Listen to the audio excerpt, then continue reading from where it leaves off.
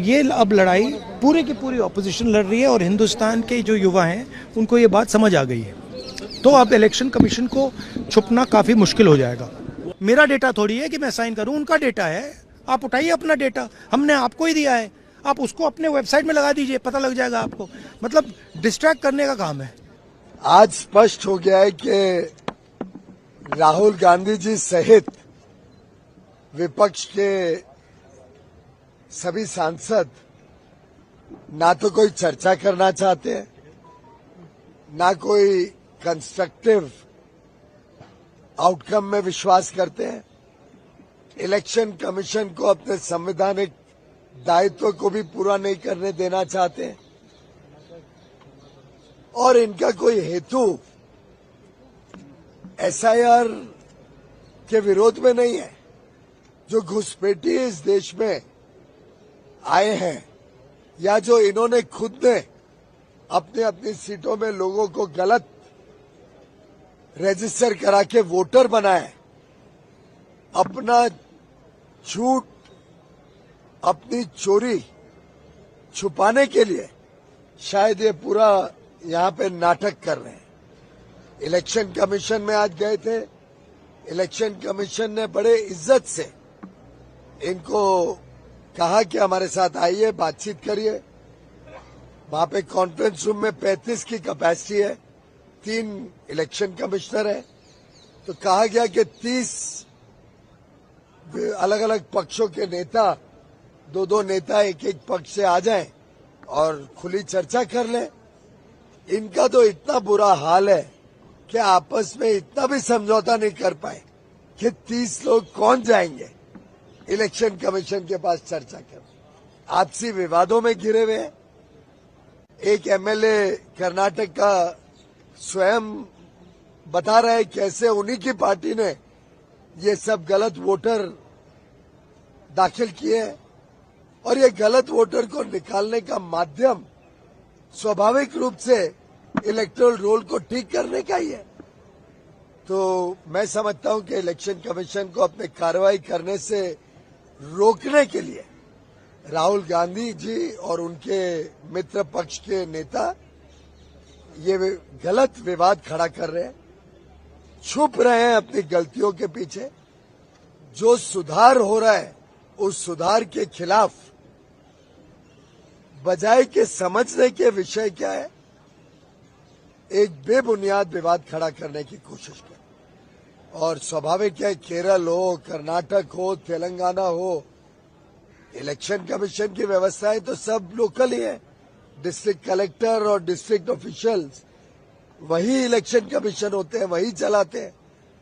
तो हर एक राज्य में उनके राज्य के जो इलेक्टोरल ऑफिसर्स हैं वो सुधार अगर करते हैं और ईमानदारी से अच्छी इलेक्शन लिस्ट बनती है, वोटर लिस्ट बनती है, वो हम सबका सामूहिक प्रयास होना चाहिए।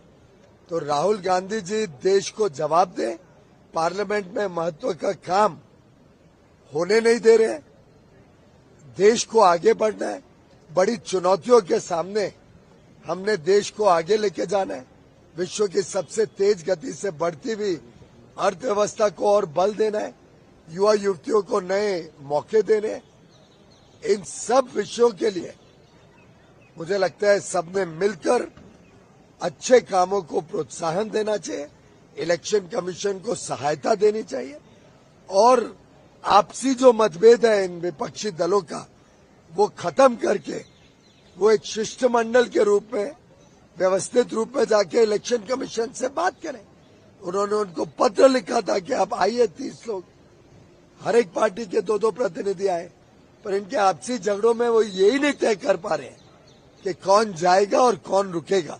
जिसको खरगे जी ने बहाना दिया कि हम सब वीआईपी हैं, तो अब इलेक्शन कमीशन में तो जगह नहीं है 150 लोगों को जाने की। तो अब आज देश को स्पष्ट हो गया है कि पूरी बेबुनियाद बात लेकर बेबुनियाद विषय को इन्होंने लोगों को गुमराह करने की कोशिश की है।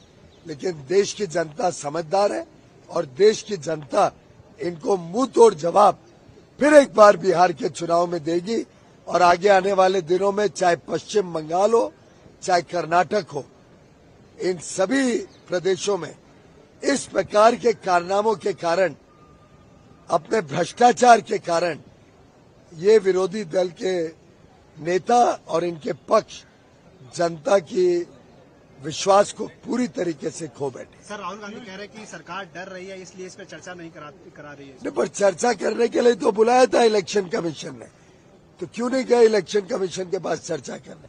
भाग तो राहुल गांधी रहे हैं, और राहुल गांधी जवाब दे वो क्यों भाग रहे हैं।